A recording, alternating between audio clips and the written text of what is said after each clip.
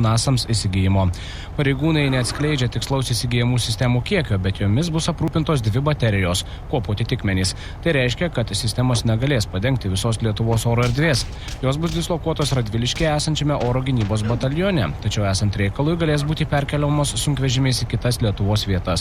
Krašto apsaugos ministras sako, kad šis įsigijimas yra vienas iš strategiškai svarbiausių ir prioritetinių, o visas sistemas Lietuva gaus iki 2020 metų.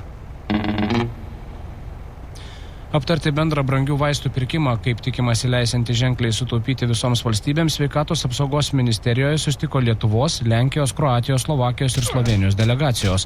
Šis sustikimas, pasak Sveikatos apsaugos ministerijos, tai lyg pasirengimas bendroms daryboms su vaistų gamintojais ir tarptautiniams pirkimams.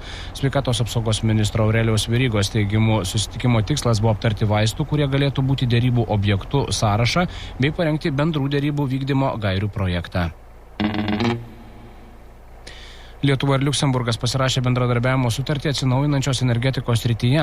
Tai pirma tokio pobūdžio sutartis visoje Europos Sąjungoje, leisinti Lietuvai parduoti perteklinius atsinaujinančios energetikos kiekius už 10 milijonų eurų.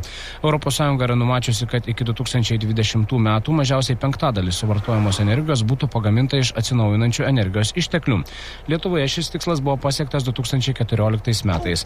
Dabar šis rodiklis Lietuvoje siekia 26%, o 2020 metais turėtų siekti apie 30%. Bendrijos teisė numato, kad šalis dalį viršito rodiklio gali perleisti kitoms šalims, kurios dėl geografinės padėties ar ribotų gamtos resursų negali pasiekti savo tikslų. Per artimiausius 3 metus valstybės lėšomis žadama išasfaltuoti virš 1000 kilometrų žvyrkelių, tačiau jų atrankos kriterijų teisingumas klausimų kelia net savivaldybėms.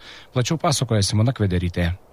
Lietuvos automobilių kelių direkcija atrinko žvyrkelius, kuriuos asfaltuos 2018–2020 metais. Beveik kiekvienoje savivaldybėje bus sutvarkyta po vidutiniškai 20 km žvyrkelių.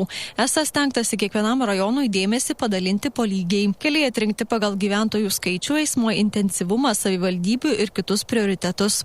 Iš viso per 3 metus žadama išasfaltuoti 1009 km kelių. Tačiau kelių direkcijos atstovės Dovilės Krasauskaitės teigimu, dar neaišku, kiek tam reikės valstybės lėšų ir ar visiems jų užteks. Mes esam garantuoti tuo, kad gausime kelių ir priežiūros plėtros programos finansavimą ir pagal gautą finansavimą kirtisime projektą. Tačiau savivaldybių vadovai kai kurių atrinktų žvyrkelių reikšmingumu abejoja. Štai Molėtų ir Utenos rajonus sujungiantis verslo į rajoną galintis pritraukti kelias, kuriuo kursuoja ir sunkiasvorė technika, lieka žvyrkeliu. Vietoje to ketinama asfaltuoti šalia esantį nuošalesnį 3 km kelio ruožą vedantį į Sidabrinių kaimą, kuriame gyvena vos per 150 gyventojų. Teigiama, kad pagrindinis motyvas esą kelias yra bene intensyviausias visame rajone. Tačiau Molėtų rajono mero Stasio Žvinio teigimu, panašių žvyrkelių rajone yra ir daugiau, bet jie kažkodėl asfaltavimo liko laukti. Šiuo metu ten kelio būklė priskiriama mano akimis prie geros, bet dar vienas yra Kirneilė, Pagalonė, Grasiškiai. Tas kelias irgi yra svarbus, ten irgi nutolusi gyvenvietė. Šiuo metu Lietuvoje yra 21 000 kilometrų valstybinių kelių, kone 6300 jų yra žvyrkeliai. Čia Simona Kvederytė.